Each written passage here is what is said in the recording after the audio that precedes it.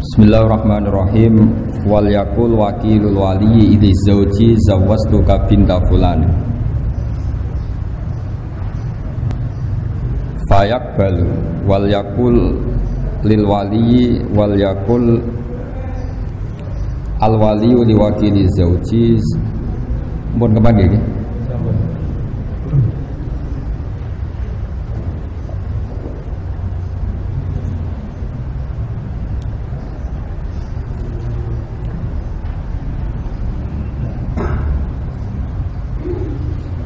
Wal yakulil waliyu liwakili zauji zawattu binti fulanan fayaqulu wakiluhu qabiltu nikahaha lahu fa illam yakul lahu wa nawahu lam yasihan nikahu li anna syuhuda al mustarata huduruhum fihi kama taqaddam latila alahum alaniyah. Mun nguriyen kaidah iki terus tengene kal yubi ini wonten sarah qauluhu fulanan wa illam yakul muwakkiluka na'am law lam ya'lam nasaba zauji wajaba insyaduhu wa tasbutul wakalah bi qauli mudda'iha haitsu taquda syuhud saterusin ini kita punya sampean muwakkil atau muwakkil kira ini foto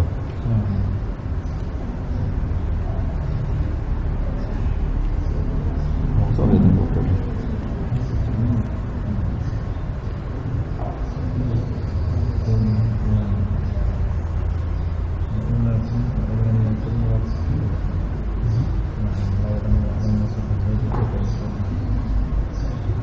Terus ngeten nggih menyangkut nikah nggih. Terus kalau wakilul wali itu biasanya misalnya kan saya bilang misalnya saya nikahkan Haris kan misalnya zawat angkah duka wa zawat duka binta fulan.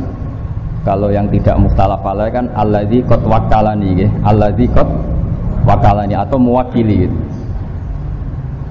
Tapi kalau di Indonesia itu hampir pasti itu sah. Makanya ini kan saya ajarkan ke antum ini tatbiki fikih. Tatbiki fikih itu begini ya. Di Indonesia itu kan saya sering alami ya, misalnya ada taukil kan walinya mar'ah tadi, waliul mauliyah tadi kan taukilnya ishad di depan umum. Misalnya Gus, saya pasrah Anda menikahkan putri saya bernama ini. Terus saya bilang di depan umum saya terima apa? Saya terima perwakilan itu. Kemudian kalau dalam tradisi di Rembang misalnya wali kan terus ke sana gitu. Pokoknya enggak di majelis. Kalau di sini di majelis enggak? Enggak ya? Kalau biasanya di majelis enggak setelah taukil? Loh enggak, banyak yang enggak di majelis dari. Ayo coba yang enggak di majelis ngaco. Enggak setelah taukil itu walinya di majelis apa? Di majelis. Kalau dari zaman lari. Kabur. Enggak. Apa? Keluar. Oh, ya keluar. Enggak, di polling di itu. Enggak ya? Ada yang di majelis? Dari mana teman? Yang di majelis berapa? Ngaco yang di majelis, yang walinya agak lari. Berapa jumlah? Dua. Nah ini penting ya, karena nanti turunan hukumnya itu begini ya. Maro'ahul muslimuna hasanan bahwa indawohi hasanun. Karena ini sama-sama resiko, ini saya jelasin. Itu kalau di Kifayatul Akhyar itu kan ada satu pertanyaan ya, yang meskipun kitab itu digugat orang banyak. Digugat orang apa? Kan kalau syarat nikah yang pokok kan wali, ya, zaud. Berarti berapa? 2 ya. Terus 2 saksi 4. Berarti aktornya kan hanya 4. Tapi kitab Kifayatul Akhyar itu menyebut entah karena saking simpelnya, entah karena memang itunya menjadikan orang salah paham. Itu kan begitu. Kalau wali sudah memasrahkan ke seseorang, kemudian wa aqdal wakil, maka tidak sah. Tidak sahnya itu yang di Kifayatul Akhyar maksudnya karena aktornya hanya 4, sekarang yang wali jadi syahid. Berarti syahidnya kan 1. Nah, itu kan jadi masalah besar. entah saking ikhtiarnya kiai Jawa entah gimana, walhasil itu karena takut takbir itu wali itu nggak boleh di majelis karena di situ ada ancaman wahadorol wali wakodal wakil. Paham sih kalau maksudnya kan? Padahal suratul mas'alah itu beda dengan yang kita alami karena kita alami itu kan saksi banyak sekali. Paham ya? Wali wis wong ra kanggo, pokoke wis bar nyekseni ya sudah. Sehingga wali ketika tidak mengatakan saya ini mewakili wali apa wakilul wali tidak mengatakan alladzi qad wakalana itu mewakili ini kan sudah diisyadkan apa? Itu sah karena suhud atau saksi itu kan tahu semua kalau kita ini hanya menikahkan atas nama apa? Wakil. Tapi kalau kebalikannya, misalnya saya menjadi wakilnya Haris dalam menerima nikah. Katanya misalnya angkah tuka was begini, terus saya hanya bilang qabil tu nikah wa taswija bil mari maqdur. Saya lupa atau sengaja bilang lagu. Maka ini untungnya ulama bilang batal. Enggak ada ulama yang mengatakan itu menjadi milik saya. Labara payu rapi Pak Haris kan. Nah, padahal tadi karena kalau dalam konteks qabil tu nikah wa taswija bil madhuri itu kalau nggak bilang lagu, untungnya ulama bilang nggak sah. Ini masih untung tidak diputuskan milik wakil. Ya ini kan jelas. Fa illam yakul lahu wa nawahu lam yasihan nikahu li anna syuhuda al mustarad huduruhum bi kama taqaddam latila alahum alaninya. Ini penting kulaturakan karena nanti itu dalam teori fikih ya, dalam teori fikih ulama itu kelihatan tidak konsisten karena begini maksudnya tidak konsisten, tapi baik, tidak konsisten itu kadang baik. Misalnya begini, syarat nikah dalam madzhab Syafi'i itu 2 apa banyak? Tidak jauh, kan hanya 2. Tapi di takbir-takbir itu misalnya seperti ini, lam yasihan nikahu li anna syuhuda al mustarad huduruhum fihi kama taqaddam. Itu li anna syuhud, bukan li anna syahidan tapi li anna syuhud. Karena dalam madzhab Malik, ini dengarin ya. Nanti saya bacakan di Mizan Kubro. Tadi saya sengaja bawa kitab Mizan Kubro. Kalau menurut madzhab Malik, 2 saksi itu tidak syarat sahnya nikah. Paham ya? Tapi yang karena pikirannya Imam Malik begini, kira-kira begini. Saksi itu gunanya apa sih? Supaya nggak ada juhud, nggak ada pengingkaran. Oke. Kalau sarannya nggak ada pengingkaran, harusnya itu nggak perlu saksi, yang penting terkenal. Jadi misalnya Haris nikah, dinikahkan wali terus diumumkan di pondok PMH ini. Alhamdulillah sekarang Haris sudah laku.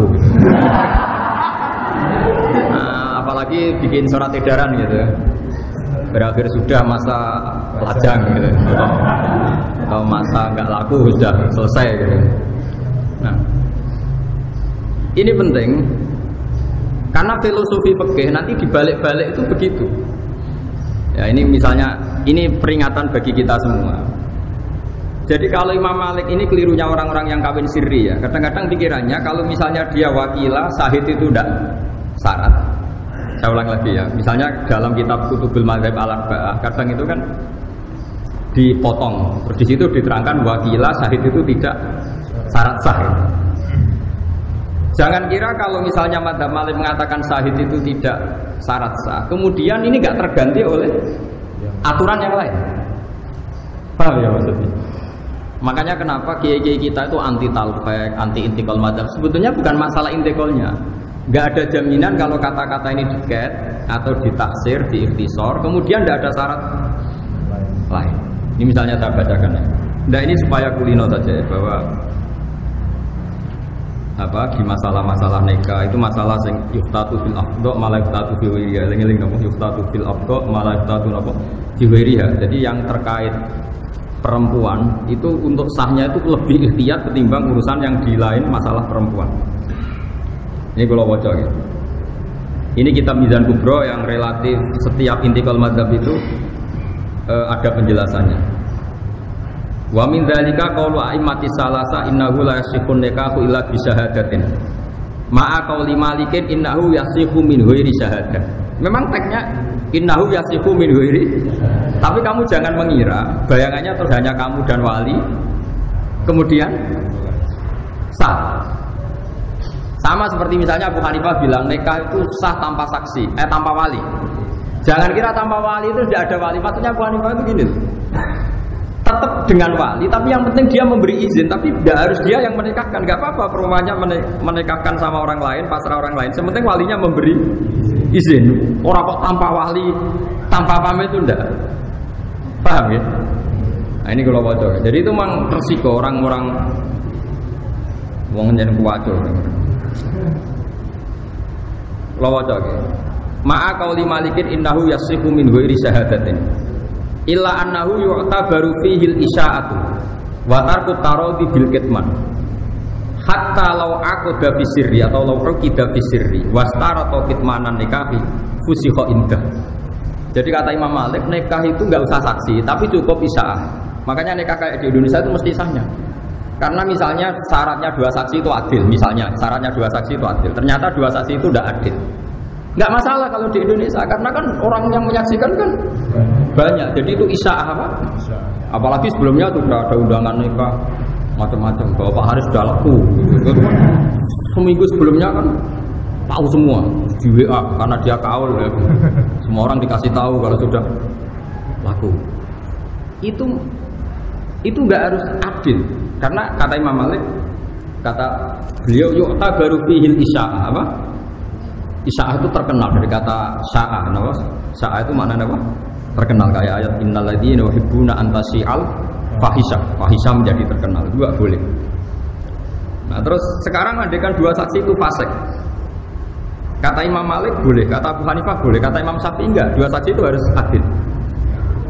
Wa amal fasikoni fa innahu yahsulu bima al isya'atu bin nikah wa dzalika kafin fil khurus an suratin nikah sifat. Jadi misalnya ada saksi itu fasik-fasik, nggak apa-apa, malah fasik itu cangkeman, anggar wong diceritani. Ini jadi butuhnya itu kan perempuan ini jelas miliknya ini. Kalau miliknya ini nggak ada saksinya kan, misalnya ada mbak-mbak cantik kan, suatu pondok punya harapan semua. Nah itu kalau ada orang nikah secara sirri kan, ternyata harus dinikah orang kan kecewa. Nanti kalau ujuk-ujuk hamil juga orang curiga. Tapi kalau isya'ah kawinnya terbuka, sing berharap ya wis putus asa, paham ya? Nanti misalnya hamil ya jelas asal-usulnya karena sudah nikah.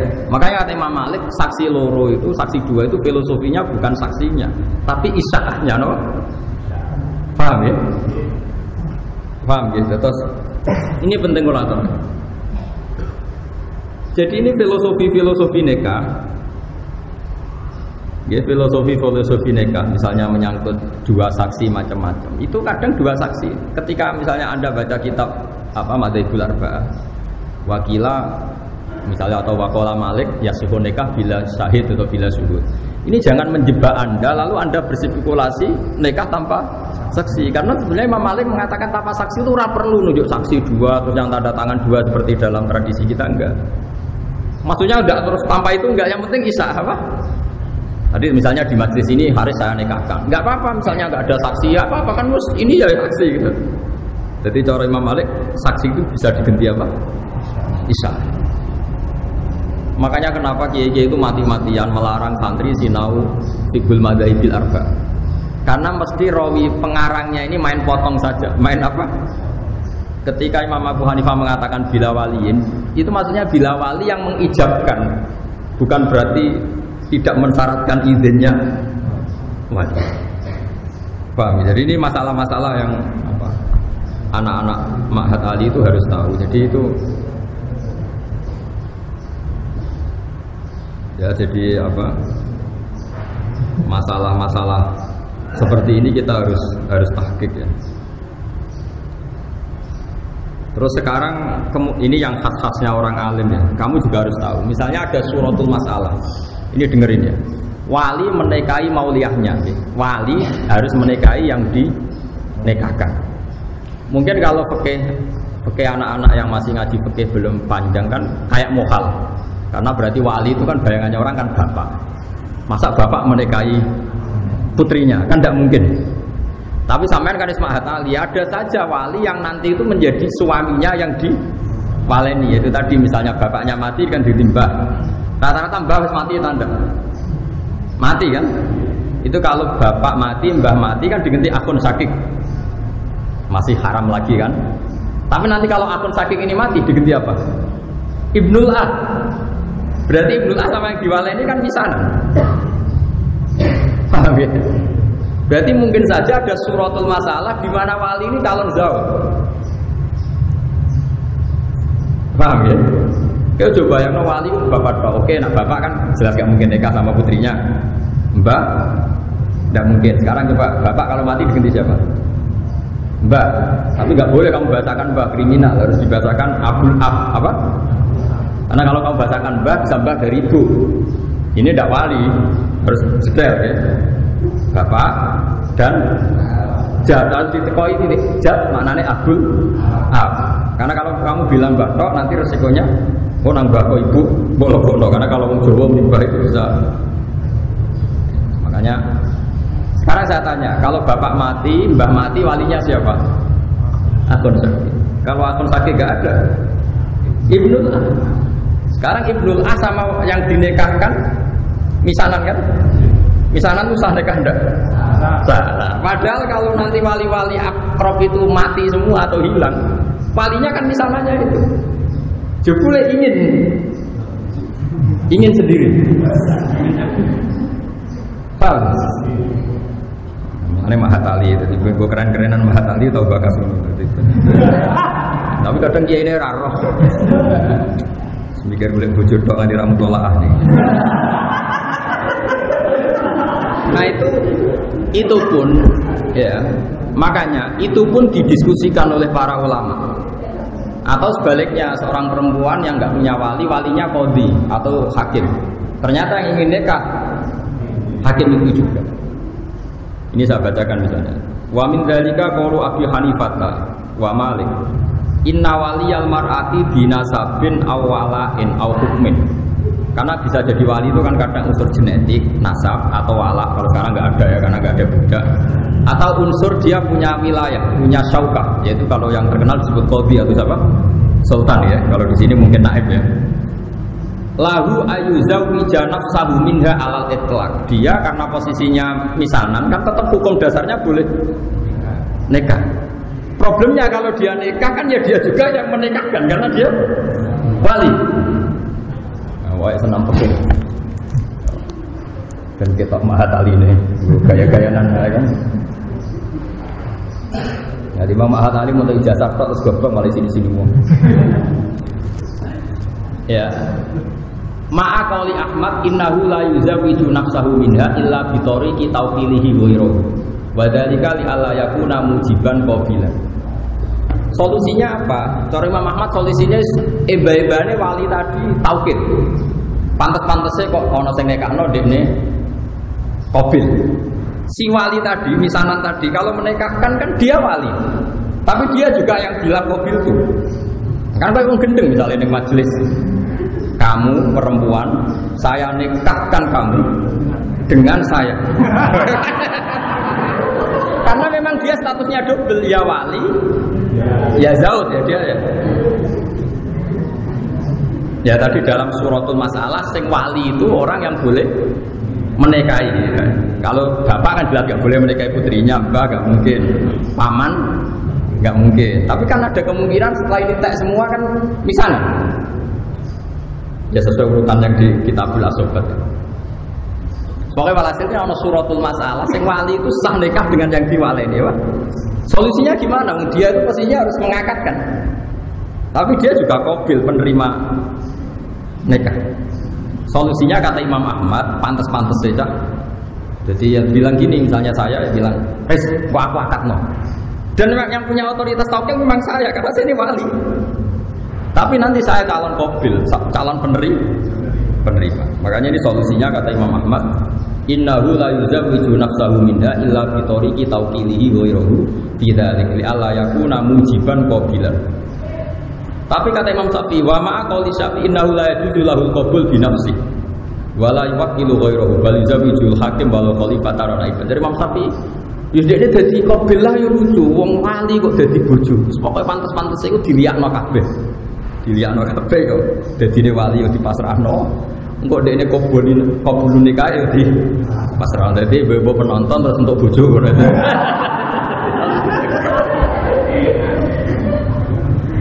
Karena kalau dalam fikih itu ada pantangan ya, istilahnya kalau di Fathul Mu'in itu ada ittihadul qabid wal muqbid. Enggak boleh dalam satu akad ada satu orang jadi dua aktor, namanya ittihadul qabid wal muqbid. Misalnya gini, Haris punya utang saya 1 juta. Ya Haris punya utang saya 1 juta. Terus kebetulan dia juga mustahik zakat. Dan saya juga harus zakat ke Haris. Saya tidak boleh bilang gini, Riz, uang saya yang di kamu 1 juta minongko zakat saya ke kamu. Itu tidak boleh karena Haris adalah qabid, penerima zakat. Dia juga mukbid, menerimakan zakat ke dirinya sendiri. Kalau dalam fikih kan masalah ittihadul qabid wal mukbid. Ya sama seperti wali yang boleh menikahi yang diwalikan. Karena tadi misanan tadi misalnya suratul masalah apa? Misanan ya dalam jawab bahasa Indonesia apa? Sepupu ya. Misanan itu sepupu ya. Itu kan sudah boleh nikah kan. Tapi problemnya dia itu wali ya Pak. Kalau dia menikahkan dan dia qabil kan ittihadul qabid wal muqbid, dia sendiri yang menikahkan. Mulane misanan duwe misanan ayu penak iso ngancam. Nek gak tak rabi ra tak nikahno sapa-sapa. Dimbargo lho.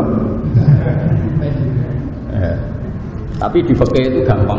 Kalau wali enggak mau menikahkan perempuan yang ingin nikah, apalagi perempuan tadi sudah akilah baligho dan menunjuk lelaki yang disenangi, itu kalau wali menolak disebut wali adil. Kalau wali adil itu sulibatil wilayah, hak walinya dicek. Jadi itu masih ada peluang. Jadi ini kalau ngancam dibalik diancam, nggak apa-apa, malah wali kamu hilang, nggak kabur. Jadi itu ya ini penting ya, ini fikih-fikih yang harus Anda ketahui. Terus ini ada masalah-masalah yang harus diketahui juga, ini yang sering terjadi di Indonesia ya semoga ya ini meskipun kasus tapi harus dipelajari. Kan banyak juga kita ini sering ngadepi masalah di mana orang yang saya kecelakaan, jadi sebelum nikah sudah hamil. Itu sampai sekarang jadi perdebatan ya, sebelum nikah sudah hamil itu baik dinikahi yang menghamili maupun enggak, itu ada iddah apa enggak? Saya ulang lagi ya, kalau dinikahi orang yang menghamili atau enggak itu perlu iddah enggak? Karena posisi apa? Kecelakaan hamil, posisi menghamil. Nah, karena perdebatannya ulama itu satu, ketika ada ayat wala tangiku manakaha abaukum minan nisa illa maqad salaf. Itu nikah maknane akad, apa nikah maknane wati? Wati itu hubungan intim. Kalau selain madzhab Syafi'i mengatakan nikah di situ maknanya baik nikah sah maupun nikah atau wati. Sehingga misalnya Zaid punya bapak, yang bapaknya Zaid itu mensetujui Sri zina. Itu Zaid itu nggak boleh menikahi Sri karena Zaid ini dianggap juga anaknya Sri. Karena selain madzhab Syafi'i kalau maknanya gini, kamu jangan mewati orang yang pernah diwati bapak kamu, sehingga memasukkan zina, memasukkan nikah sahih. Jadi nikah sahih yang masuk itu, nikah zina apa? Zina juga. Tapi kalau madzhab Syafi'i enggak, nikah itu kalau tidak sahih atau hubungan intim kalau tidak sahih itu enggak mutabar, apa?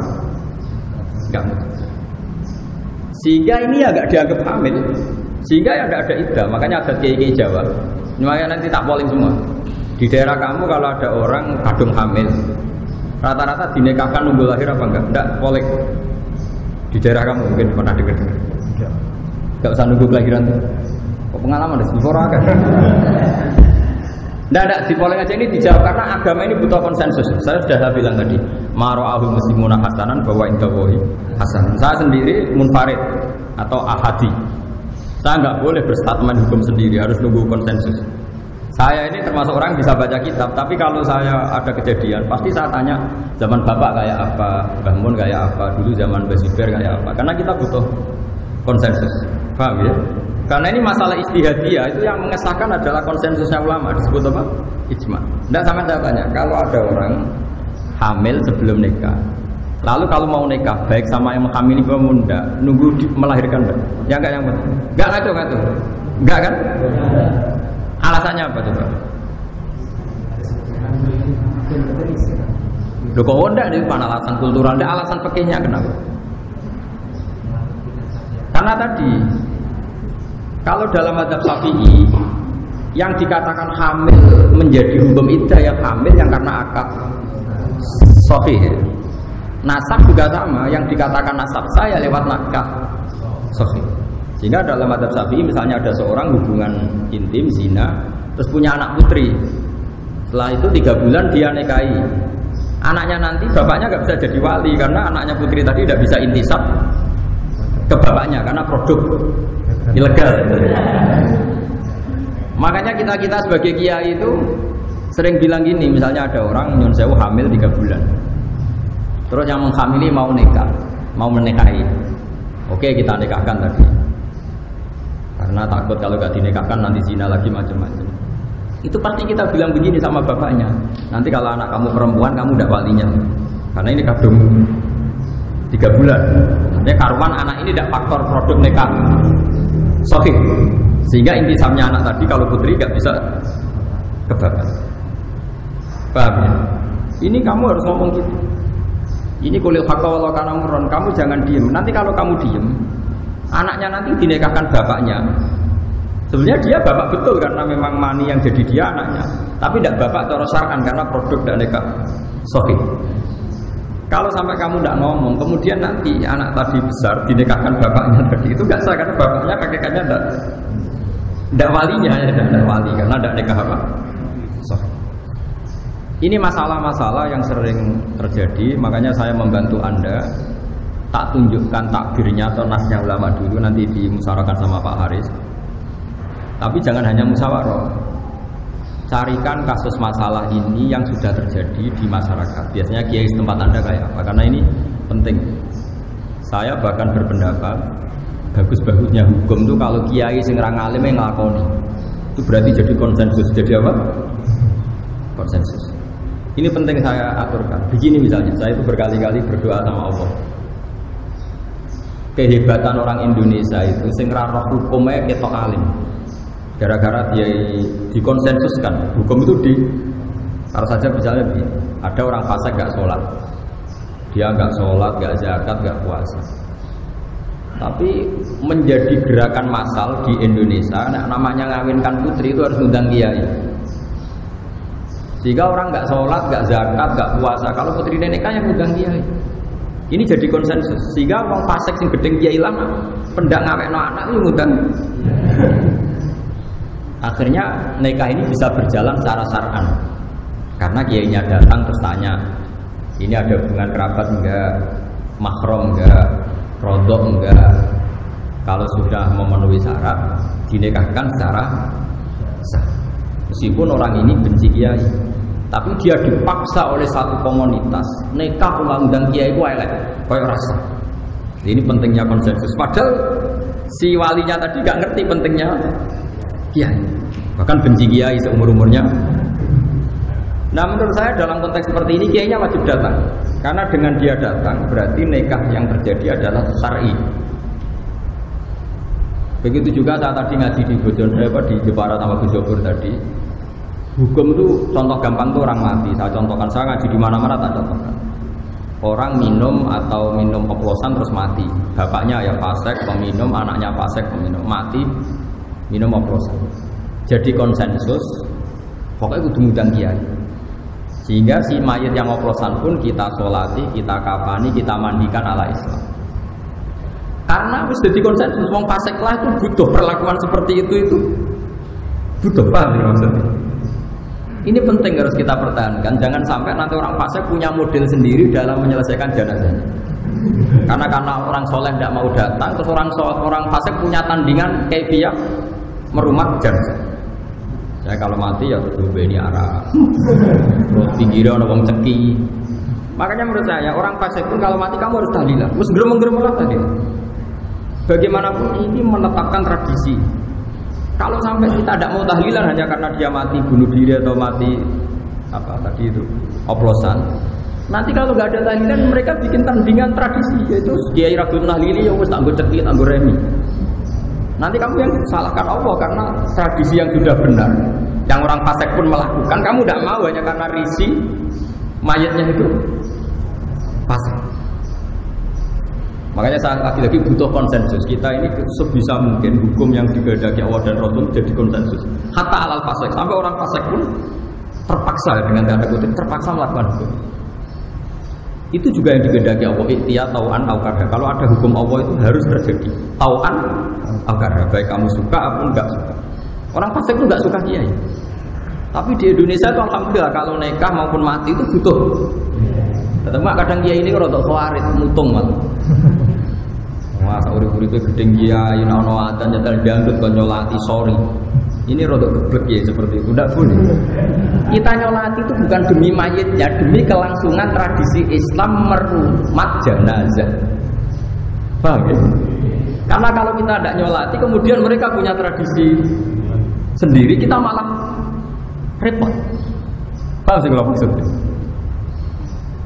Terus kedua, kalau mayit ini mati karena oplosan, terus kamu membaca sholawat dalam tahlil, membaca la ilaha illallah. Saya sering ditanya Kiai, tetap yang untung kamu.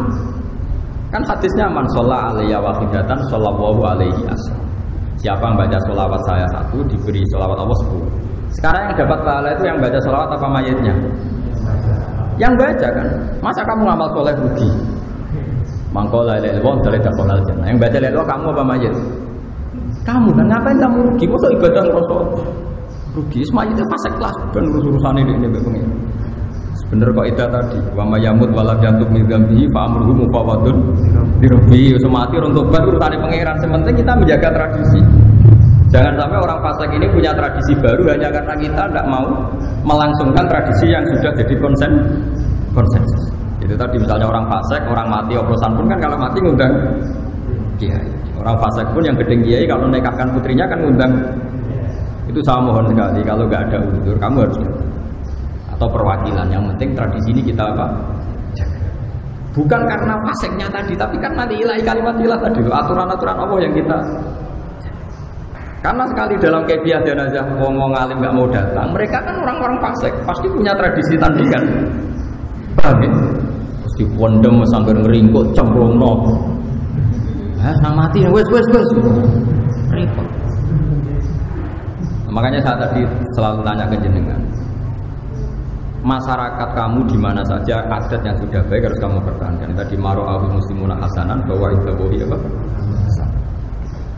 Nah, ini saya baca ya kasus tadi ya, orang yang apa kecelakaan. Misalnya begini, ini kitab Mizan Kubro ya. Di kitab saya halaman 113 juz 2 ya. Misalnya begini, wa amma makhtalafu fi fa min dzalika qala aimati salasa innahu yajuzu nikahu zaniyah ma qali Ahmad innahu yahkumu nikahu qabla taubat. Misalnya begini, wa min dzalika qaulu Malikin wa Syafi'i inna man zana bi imra'atin lam yahrum alaihi nikahuha wa la nikahu ummiha wa bintiha ma qali Abi Hanifah wa Ahmad ya ta'allaqu tahrimul musaharati bizina. Jadi itu tadi. Kalau menurut Abu Hanifah, zina pun itu menjadi musaharah. Jadi kira oleh demeni wong sing didemeni bapakmu. Paham? Karena itu berarti ibumu. Lho kok gue? Kandane. Jadi mutahharah itu kata Abu Hanifah itu bisa hasil dengan zina. Tapi kalau menurut Syafi'i enggak. Sama sekali. Nah ini penting kalau aturakan karena kita tentu tidak menghendaki itu terjadi. Tapi masalahnya kadung terjadi. Kamu harus punya solusi hukumnya. Karena hukum fikih itu ekstrim. Ini yang Pak Haris harus tahu. Hukum fikih itu ngeri itu. Sekali bandingannya enggak itu buruk. Misalnya gini saya contohkan. Zaid itu kafir. Dengar ini, Zaid itu kafir. Kafir betul. Kafir tengah, kafir tenang. Enggak ini dengarin. Awas sekali salah ini murtad masalahnya. Ancamannya itu murtad. Zaid ini kafir tengah. Terus datang ke Pak Haris. Pak Haris, saya ini mau masuk Islam. Coba saya ditalkin syahadat. Saya diajarin syahadat. Terus kata Pak Haris gini, karena ada yang Jeporo engket itu terus dia mau bawa benarain kalau dia melotek. Itu Pak Haris itu murtad dalam hukum fikih. Karena Zaid yang murtad tengah ini murtad betul, kafir tengah ini ada kekafiran sekian menit ke depan yaitu 10 menit Yang gara-gara Pak Haris. Karena dia bisa menghilangkan kekafirannya dia saat itu. Fauran. Tapi gara-gara dia nyuguhin teh, gawe teh 10 menit. Sekarang kafir yang 10 menit terakhir gara-gara siapa? Gara-gara Pak Haris.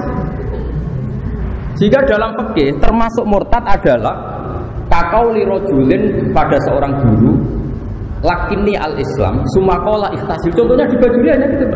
Ada orang bilang, Pak Yai saya ajarin Islam. Terus kamu bilang, kamu mandi dulu. Itu saja masalah. Karena kekafiran harus dihilangkan secara fauran. Dan kekafiran 10 menit adalah Anda sudah terlibat. Karena Anda bisa menghilangkan saat itu juga. Kenapa nunggu dibikinkan teh, minarak dulu macam-macam. Makanya kalau ada seperti itu, sama tak ajari. Pak Kiai saya ajari syahadat. Kamu harus bilang, oh nggih. Wah jenengan saya ini nak Allah tunggal. Paling enggak bahasa Jawa dulu, segampang-gampangnya. Nah setelah itu enggak apa-apa, berarti sifat kafirnya hilang, enggak apa-apa kalau ada acara sosial ngeteh dulu atau mandi enggak apa-apa.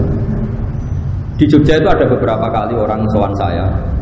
Gus itu kalau seremonial pengislaman di masjid-masjid UGM, di masjid UI itu gimana? Saya bilang enggak apa-apa, tapi anggap saja itu seremonial. Tapi siapapun pertama yang ketemu si kafir ingin Islam harus mensyahadatkan saat itu juga. Soal seremonial gak apa-apa nanti di masjid UGM, UI atau di masjid mana saja.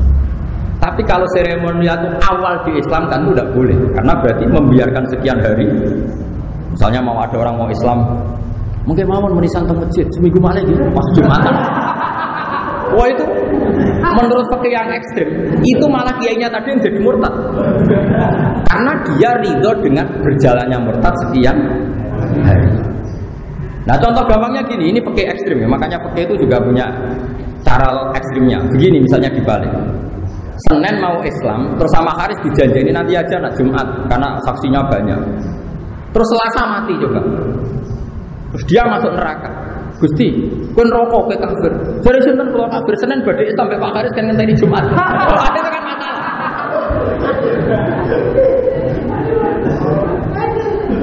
Paham ya? Loh, saya pernah ngalamin tuh. Saya tuh mau jamaah asar. Ini kisah nyata ya. Saya mau jamaah asar. Ada orang soal saya, Gus anak kula nikahkan karena kerja di Malaysia. Saya takut macam-macam. Gus ini mumpung di rumah. Oke. Saat ini gitu. Ini kalau sholat asar, kalau pas mau komat, ya kalau sholat kan sering mau. Mungkin gak dasar kalau mereka. Boten tuh dia seminggu malah, wong dereng persiapan macam-macam. Oh boten kurang lah seminggu malah. Nah saat ini kalau nikah anak boten. Mungkin soal PPN macam-macam, telepon kalau kan kecuali pak anak kiai nak omong kan mati, jadi uang wedi. Jadi kiai nyoro kayak konon repot. Karena pikiran saya sederhana. Kalau tidak saya nikahkan saat itu. Kemudian nyuwun saya kalau dua sejoli ini punya adat, misalnya punya adat zina, misalnya, jadi ini bukan nuduh misalnya. Zina yang kemarin-kemarin itu tidak tanggung jawab saya, tapi kalau zina malam nanti, paham? Makanya kalau ada kasus seperti itu saya harus melakukan faur, paham? Waktu 10 dari persiapan gampang pak, penting akad sih, enggak acara seminggu kas kok. Akhirnya siap, ya. Karena tadi logikanya, kecuali orang ini terbukti sholah ya, cuma SMS-an toh. Ya kan kecil orang ini kan ketoro. Makanya kayak Pak Haris, saya tidak mendesak menikahkan kan nggak mungkin zina. Akhirnya keterusan. Sebetulnya Pak Haris bisa ngancam saya, awas gue agak boleh nikah, bahaya loh. Oh itu harus saya akankan sekarang. Justru karena sholah itu kita nggak usah kesusu. Jadi fikih itu punya logika yang ekstrim.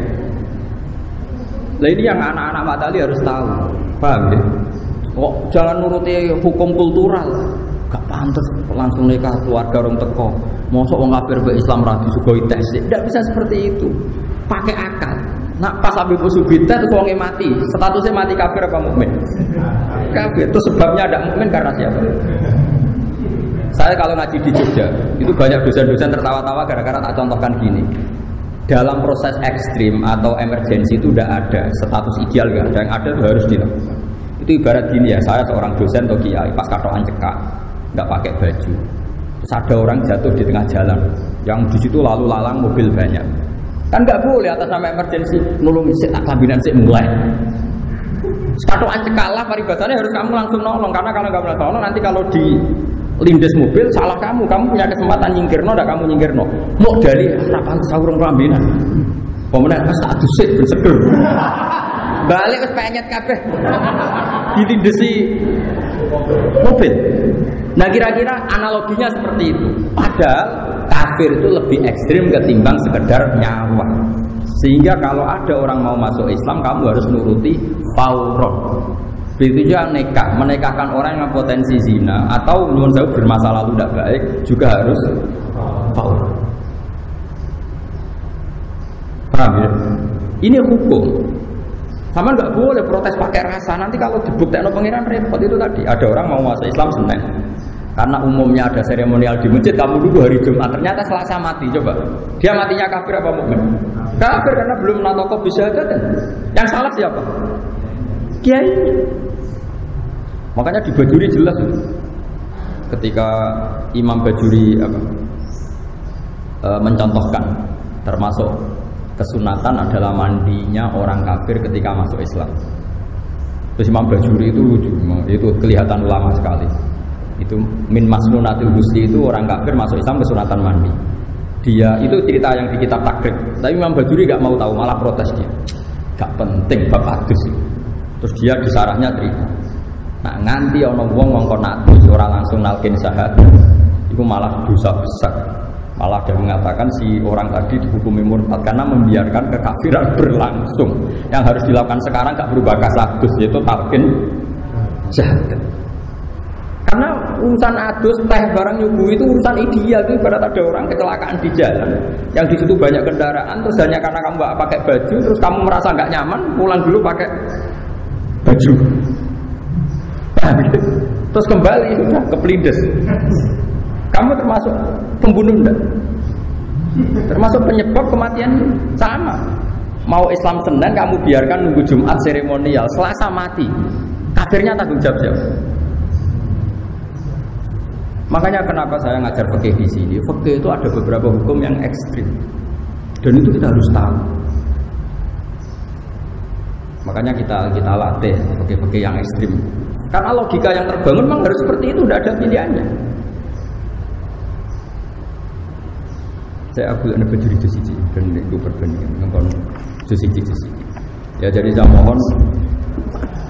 Jangan pernah belajar fikih tidak serius. Saya mohon sekali dulu Basal terkenal ahli fikih, dulu Mbak Zubair dulunya Basal terkenal ahli fikih.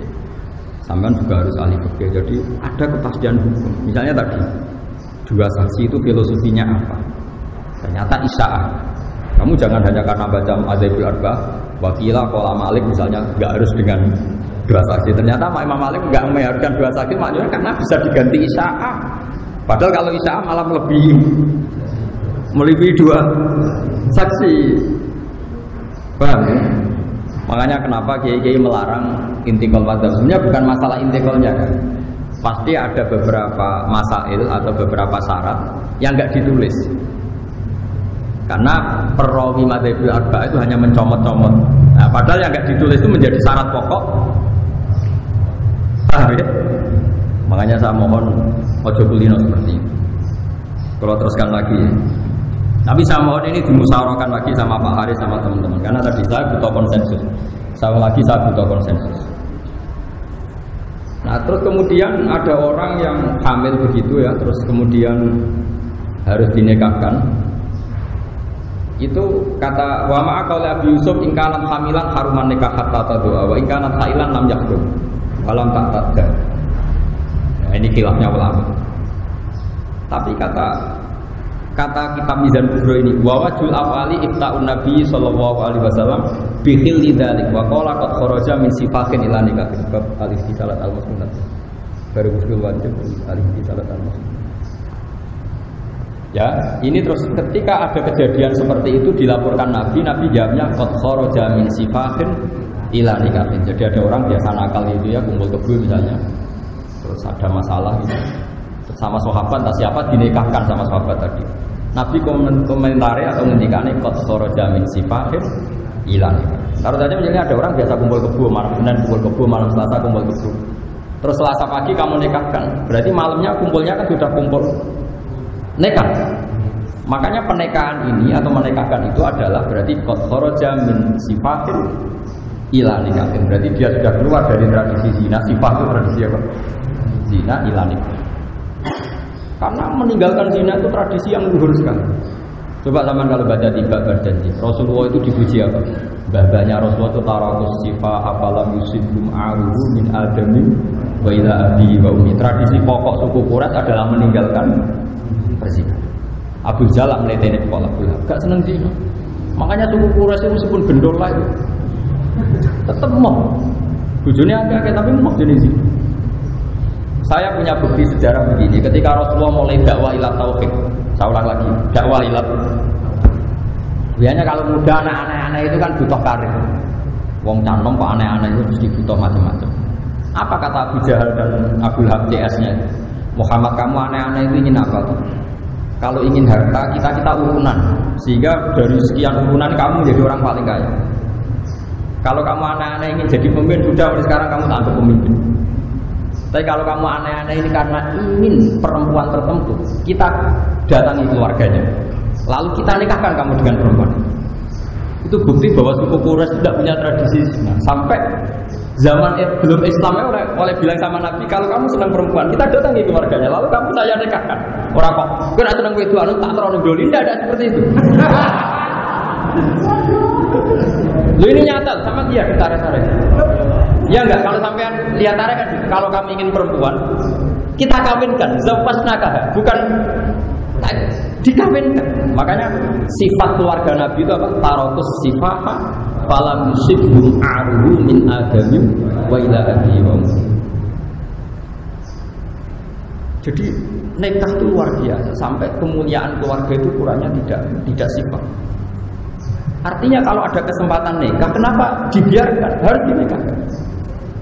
Makanya saya pernah ditantang Naib, Gus, nikah seperti ini tuh masalah menurut negara gini. Saya bilang gini, kamu urusannya negara, aku nak gak langsung ya urusanin rokok.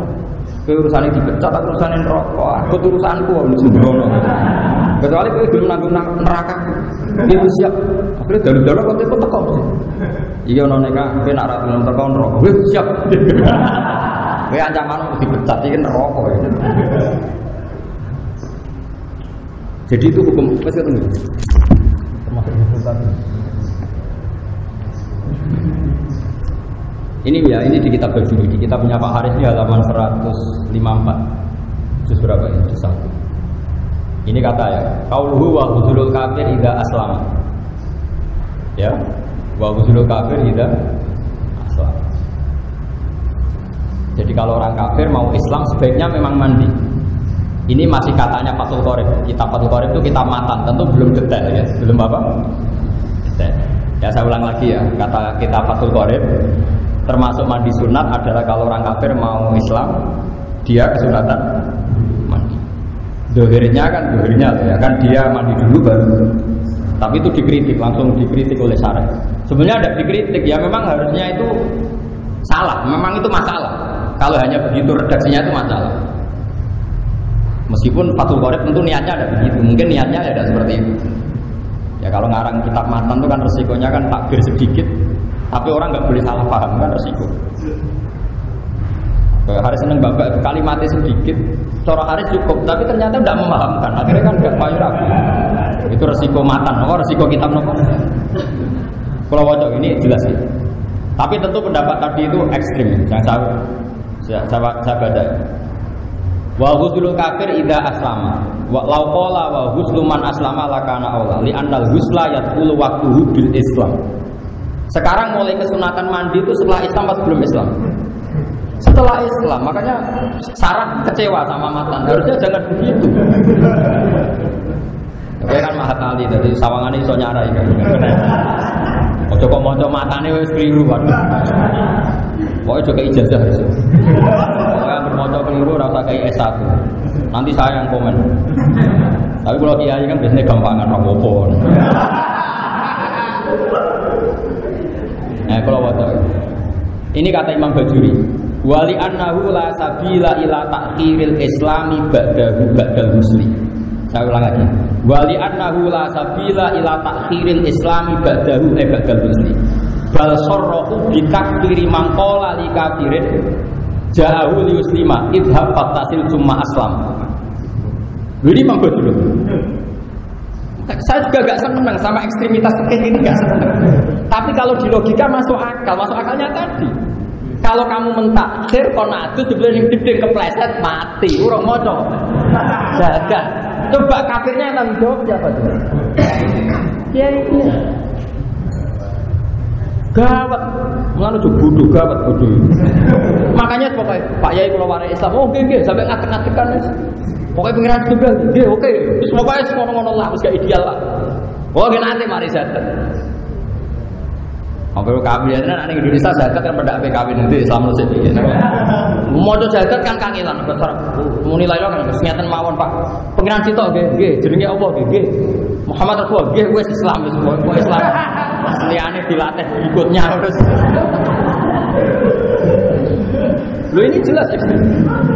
Tapi saya juga enggak sepenuhnya setuju dengan kitab Bajuri. Saya tidak akan menghukumi orang lain kalau dia kafir karena menunda keislaman. Saya ulang lagi ya. Saya sebagai pribadi, saya murid Mbah Mun, murid kiai-kiai, murid Basar, murid kiai-kiai yang punya kearifan. Saya tidak akan mengkafirkan orang yang menunda keislaman orang kafir. Meskipun di kitab ini begitu. Tapi kita ngerti ini untuk kita tidak melakukan penundaan. Jadi kita tidak penting lah menghukumi orang lain itu tidak penting. Alika nafsak melawan mikir orang lain. Tapi kita tahu logika itu memang masuk akal.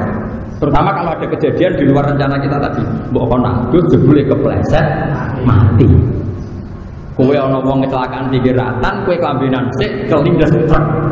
Mestinya kayak katokan cekak lah harus langsung pinggirkan karena ini fauron apa? Fauron.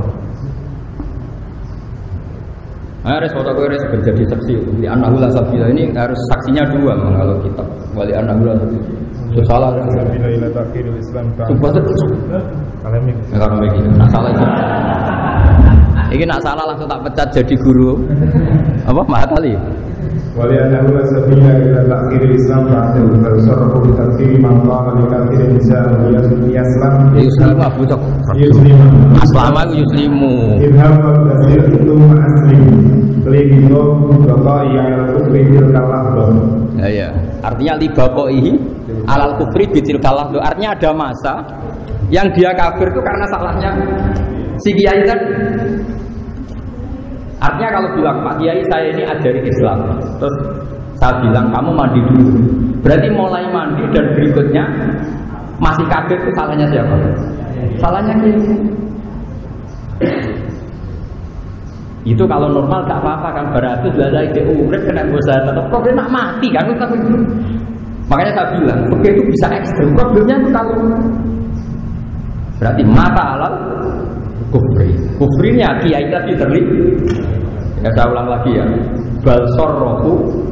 Semoga kitab ini rapati benar. Tapi kitab ini kitab tenang nih.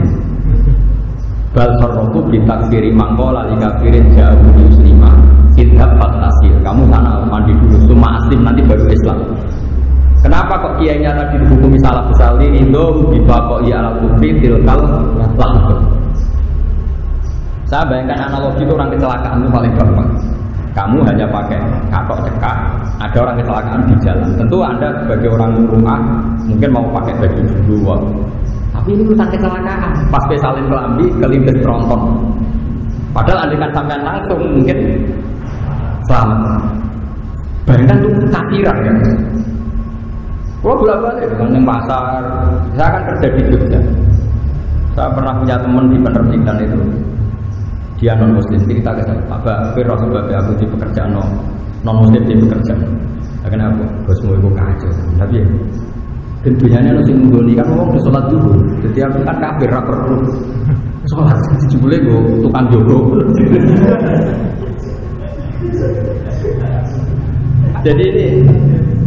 Jadi misalnya kok di percetakan atau di penerbitan atau di jalan kok ngomong ketemu sampai konsultasi Islam. Pak Kiai saya ingin Islam. Kapan dia baiknya? Sama harus melatih satu itu juga dengan bahasa paling mudah. Karena kan tidak harus bahasa Arab. Semuanya dengan bahasa paling mudah. Jangan ikrar nak pangeran surga. Ya namanya Allah ya. Nabi dalam Islam Muhammad ya sudah Muslim. Karena tidak harus bahasa Arab. Lah nanti pas seremonial nggak apa-apa. 2 minggu lagi di masjid disaksikan orang banyak, terus ibu-ibu bahasa Arab macam-macam lah, semua orang masalah. Tapi penting selesai dulu, Pak. Ya sama lah seperti kita nyingkirkan orang kecelakaan di jalan, orang itu langsung neng kasur kan, terus neng selokan lah, penting orang neng ratan itu. Lah iya kan taruhannya kan orang kok kepengen ideal, sih boleh nong ranjam sih, terus neng RSIC boleh ranjam sih. Malah kepelindes. Dalam kondisi emergensi itu tidak ada kata ideal, adanya pokoknya selesai. Nah ini khawatir saya anak-anak Masali itu nggak terbiasa dengan hukum-hukum yang ekstrim. Makanya bohong kalau ada orang bilang fikih itu hukum furu'iyah, nggak mendesak baik. Dalam hukum-hukum seperti ini itu serius ngawur. Yo wong sing ngomong ngene ora iso fikih kan, padune ora iso fikih terus ngomong begitu sembrono. Pepe fikih darani furu'iyah, nak akidah disebut usuliyah. Furu'iyah itu kan nak contohnya wong di masjid sunatan yang nggo wangi adus, ini masalah Islam. Makanya Imam Bajuri mengkritik kenapa sih kitab Fathul Qorib mengatakan kesunatan mandi bagi orang kafir yang mau Islam dari Imam Bajuri orang tambah kasagus Islam orang tambah kasagus seperti apa? Adus barang dibakat. Nah, ini kearifan ya, makanya saya mohon ya, jadi dalam beberapa masalah yang harus diselesaikan sekarang harus sekarang. Makanya kalau saya ditanya sekarang, Gus saya ini punya uang 50 juta, saya punya istri mau haji, saya jawab haji sekarang itu fauron. Dulu di kitab-kitab fikih haji itu alat tarofi, tidak harus sekarang. Tapi sekarang itu kan kebalikan, harus bayar fauronnya kajinya jadi 17 tahun. Lah nek saiki umure wis widak mbok arani kaji ra kesusubah ben mati ya yakin. Mesti bayar saiki ngenteni 17. Jadi menurut saya teori alat tarof itu dulu, kalau sekarang ya harus power. Sekarang di Pati berapa tahun? Sudah 17, paling sudah 17, pokoknya di atas 15 semua. Kira kita bukan itu ban 19. Itu di Jakarta itu ada yang sekarang kalau tidak haji itu dapatnya tahun 59. Saking banyak. Itu kalau umur 40 aja habis ini. Kalau umur 40 tahun lagi kan dapat. Nah seperti ini, dalam konteks seperti ini kamu harus istihad. Gimana hukumnya daftar haji di zaman akhir? Menurut saya ya harus fauron, karena daftar fauron saja dapatnya tarofi, apalagi daftarnya tarofi. Kan itu logika.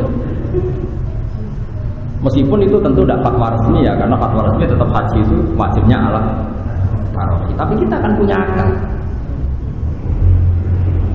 Ya adinu aqlan waladina biman lah. Makanya ini saya mohon sekali ya, harus ini yang dibajuri di halaman 154 juz 1 ya di kitab ini, di bab pokoknya bahwa wujudul kafir tidak aslam. Tapi Imam Bajuri terus kecewa, bakal satu barang yang penting di Islam no. Makanya sebenarnya kayak Pak Haris itu dosa besar, kok bakal sayu nasam. Namun berapa rapi penting wedok sih. Ayu nasam repot gitu, repot. Urutannya wedok sih semua.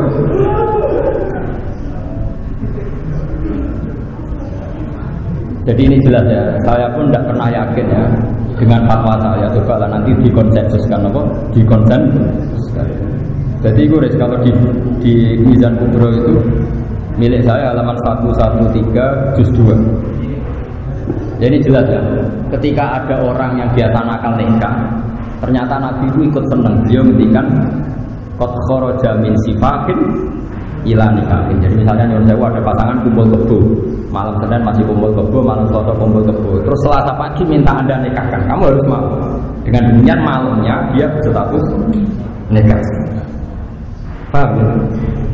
Lah kok soal prosedur negara-negara itu diurusin negara nggak apa-apa, kapan-kapan kita daftarkan. Tapi kalau kiai-kiai itu kan untuk koroja mensifakin hilang.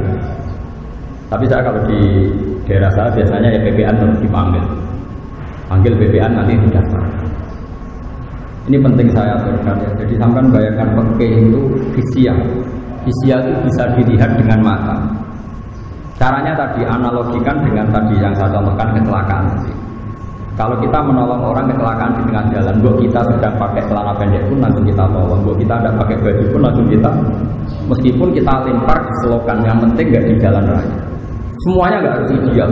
Oh coba pakai ideal, sih tak boleh lo kursi, tak boleh lo meja sing api, nata ideal lo pas selokan. Ya ada selokan timbang dilides. Ini penting kalau aturakan. Orang-orang yang tidak ekstrim dalam berpikir fikih itu dikira fikih itu masalah usuliyah semua. Enggak, fikih yang usuliyah juga banyak. Kayak tadi ja'al kafir lima. Kok ada orang bilang idhab fattasil summa aslim. Kasus apalagi kasus ini bisa hilang akhirat kalau ternyata dia mati sebelum baca. Jadi bayangkan yang ekstrim, dia mati sebelum baca. Kayak apa? Salah sisi gara-gara nyuguh teh. Nah caranya sampai kali ini jadi alim gitu. Bayangkan hukum itu ekstrim. Memang gitu latihannya memang seperti itu. Latihan fikih itu memang melatih itu dengan hukum ekstrim. Makanya kalau di mukadimah kitab-kitab belajar ilmu ini di salamatil abad untuk cari keselamatan abadal abad, yaitu dunia apa? Akhirat. Kamu harus lurus dalam menjalankan itu. Tapi sekarang tuh orang kriminal. Tauhid darah usul, fikih jangan suruh. Orang suruh rapopo kamu orang usul. Rapopo baik berkasus. Enggak boleh kamu ikut-ikutan ngomong gitu. Kalau sudah pernah ngomong harus tobat. Kalau enggak kasus. Terus saya teruskan lagi ini masalah yang khilaf-khilafnya. Ini yang terakhir sebelum saya menutup untuk perjumpaan ini, menyangkut mahram. Kalau kamu mahram dengan mertua itu bimujarodil akdi li bintiha. Jadi misalnya umuka atau umul musohara. Jadi misalnya saya dengan mertua putri saya. Kalau mertua lanang kan nggak perlu ada mahram karena sudah lanang. Kan mahram itu sebabnya 3, 1 nasab, 2 rodo, 3 musohara. Yang ada nasab itu sebabnya berapa?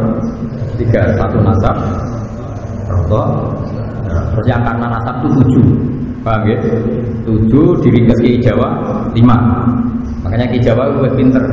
Karena Ki Jawa menghitung ibu, putri, bule, ponakan, ya, ibu, putri, bule, dulur, ponakan. Berarti 5. Jadi kalau dalam Quran itu 7. Karena bahasa Jawa itu kan dulure bapak ya boleh, dulure ibu boleh. Kalau bahasa Arab kan jadi 2, dulure bapak ammah, dulure ibu kholah. Terus kemudian ponakan, cara Jawa ya 1, ponakan itu dulur lanang ya ponakan itu dulur wedok. Makanya jadi 5, tapi di Arab 7. Ya itu ya, Qur'imat alikum ummahatukum 1, wa banatukum 2, wa akhwatukum 3, terus wa ammatukum berarti bulik dari bapak, wa kholatukum bulik dari ibu, wa banatul akhi ponakan saka dulur lanang, wa banatul ukhti ponakan saka dulur wedok. Kan 7. Kalau bahasa Jawa kan seperti ini hilang kan, ponakan cukup kan, bulik ya bulik, paham ya? Makanya Ki Jawa itu kadang lebih simpel menghitungnya 5. Terus ada nasab yang karena musoharo, karena rodoh. Wa ummahatukum allati ardha'anakum wa akhwatukum bainar rodoh. Terus ada ketika nasab karena musoharo, baik musoharo ke atas maupun musoharo ke bawah. Ke atas mertua kamu, ke bawah kamu tidak boleh nikahi mantan mantu kamu. Nah ya kan berarti ke bawah. Paham ya? Bojone anak berarti kan ke bawah, paham ya? Bojone mertuamu ke atas. Terus yang santri-santri Jawa itu janggal karena kesuwen rano wayoh. Itu biasanya di fikih-fikih kan gini, kamu nggak boleh menikahi bojone bapak. Kalau ya ono kadang santri balung takok, ya ora ngarane Gus iku ora ibuku wis balung. Mergo pikiran iki santri Jawa, bojone bapak iku mbokmu. Nak wong wayoh kan ora mesti. Bapak bojone papa. Bojone bapak ora mesti pas ibumu, paham ya? Paham ya? Nanti kena orang ayo kesuwen yo kandung hukum perkara ini. Saya kira salah yo urung rapi. Paham ya? Jadi haramnya ibu kamu itu haram hurrimat alaikum ummahatukum. Tapi nanti dipakai ditambahi wa zaujatul ab dan istrinya bapak. Kadang santri Jawa pikirane, bagus istrine bapak itu ora ibu. Ora blok-blok. Ibu. Ibu ya wis ibu. Paham ya? Jadi kalau bapak kamu punya istri 4, yang haram karena zaujatul ab itu 3. Ini atas nama zaujatul. Yang ibu kamu haram karena ummuka, apa? Jadi tidak iso sing ibumu mbok aran iku zaujatul ab, kriminal ya, Mbok. Paham ya? Tapi berhubung ning Jawa kan kesuwen wong bojone mung sitok, no? Akhirnya bareng haram rabi bojone bapak. Ya keruan umpamane ibuku ya ora. Jadi nasi ibumu disebut ummuka. Lama yang ada bapakmu disebut zaujatul ab. Dulu nore jawab orang mau nak kita ini biar orang mati so ya repot. Nah itu aturannya gini dalam ilmu nasab. Kalau mertua ini menjadi mahram di mujarrodil akdi. Jadi misalnya Haris nikah sekarang, menikobil itu nikah watas wijah saat itu juga mertuanya jadi mahram di mujarrodil akdi. Tapi kalau kebalikannya Haris nikahi rondo, kalau nak kesuwen Joko tua kadang nggak gini rondo. Itu kalau nikahi rondo, ini putrinya yang perawan tadi menjadi mahramnya Haris nunggu rondo ini dikumpuli. Paham ya? Tidak di mujarrodil akdi. Ya itu bedanya ke atas sama ke bawah. Makanya kalau untuk anak tiri ada ayat waruba ibu umulati fi hujurikum min nisaikum allati daqawtum bihin. Masih ada fa illam takunu daqawtum bihinna fala junaha alaikum. Saya ulang lagi ya. Jadi kalau kamu nikah rondo punya putri, itu bi mujarrodil akdi putrinya belum jadi mahram soal ya. Nunggu sudah hubungan suami istri. Tapi kalau nikahi putrinya di mujarrodil akdi, mboknya ini langsung mahram di mujarrodil akdi. Ini kalau baca ya, jadi itu kan pakai nikah itu mantap. Gak usah dipraktek non nikah, penting ahli pakai. Berapa payu sih? Ittafaqal a'immatu ala anna umma zaujati tahrumu ala ta'bidi bi mujarrodil akdi alal binti. Ya jelas ya. Ya, ittafaqal ini enggak ada khilaf-khilafnya, semua ulama sepakat. Ittafaqal a'immatu ala anna umma zaujati, ibunya istri tahrumu ala ta'bidi bi mujarrodil akdi alal binti. Paham ya? Dari sekali ngangkati bintiha otomatis bapaknya apa ibunya mahram bi mujarrodil akdi. Nah, paham ya? Lah, wattafaqal a'immatu aidan ala anna rabibata anak tiri. Kalau mereka anak walad, kalau yang anaknya istri kamu itu apa? Anaknya istri kamu tapi yang enggak anak kamu. Walad, rabibah bahasa Arabnya apa? Anak kawan. Anak walad atau anak ilegal? Enggak, anak bener. Wattafaqal a'immatu aidan ala anna rabibata tahrumu bijuhuli bil ummi. Jadi ingat ya, jadi kalau ke atas di mujarrodil akdi mertua kamu langsung mahram musyawarah. Tapi kalau menikahi ibunya nunggu dibukul atau hubungan suami istri baru putrinya jadi apa? Mahram. Makanya di Quran waruba ibukumul lati fi hujurikum min nisaikum allati daqaltum bihin.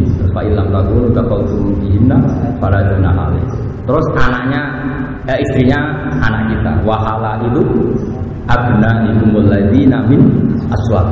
Istri dari anak kandung kamu. Bukan anak angkat. Kalau anak angkat enggak apa-apa, kayak kasusnya siapa itu? Kayak masalahnya siapa? Zaid bin Harisah. Zaid bin Harisah kan anak angkatnya Nabi. Terus berarti Zainab binti Jahsh pernah jadi mantunya Nabi. Tapi kan akhirnya di nikah Nabi itu kan tidak anak kandung. Ya, jadi yang haram itu istri dari anak kandung. Wahala itu abna ikumul ladzina min aslabi. Jadi saya mohon sekali lihat teman-teman ya, jadi kadang-kadang sama Pak Haris diskusi kitab Mizan Kubro bab nikah utamanya, karena saya punya kepentingan, punya keinginan nanti di kampung itu macam-macam, sama harus punya solusi. Kadang-kadang kepeksa wali kadang yang aneh-aneh.